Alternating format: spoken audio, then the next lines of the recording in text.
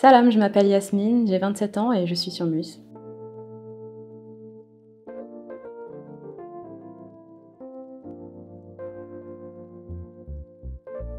Si je devais me décrire en 3 mots, je dirais que je suis ambitieuse, indépendante, patiente et je vais tricher un peu, un 4e mot, calme.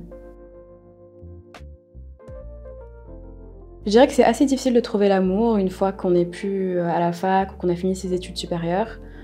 Parce que dans le monde professionnel, on n'a pas forcément l'opportunité de rencontrer beaucoup de gens.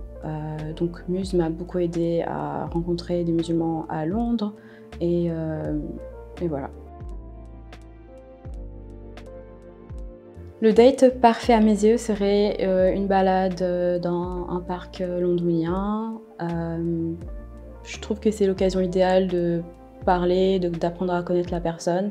Ce que je trouve n'est pas toujours possible ou c'est moins naturel de le faire dans un restaurant pour moi parce qu'il y a du monde autour et ça peut être juste bizarre d'être assis sur une table à deux au premier date. Donc j'apprécie les balades, donc voilà, balade.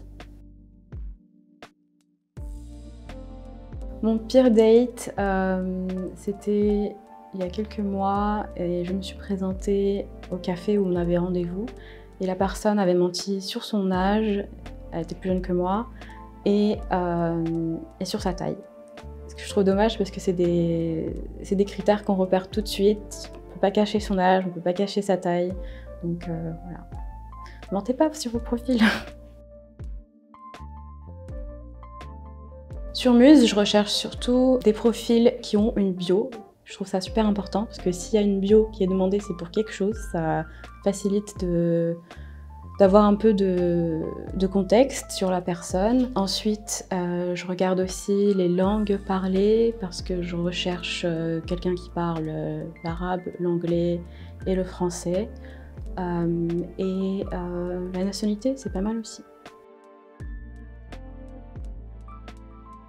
Les profils qui m'attirent pas du tout sur Muse sont les personnes qui ne remplissent pas leur bio, de 1. Les personnes qui veulent continuer à habiter avec leurs parents après le mariage. Et troisièmement, je dirais... Je recherche un partenaire qui parle français, anglais, arabe, ce qui peut être difficile, donc heureusement que Muse est là pour m'aider. Je recherche un partenaire qui soit gentil, attentionné, aussi ambitieux et indépendant.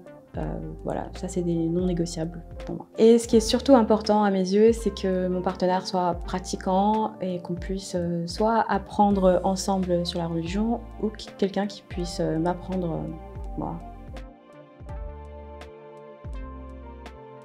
On partage. Ça me dérange pas qu'on paye, mais je préfère qu'on partage.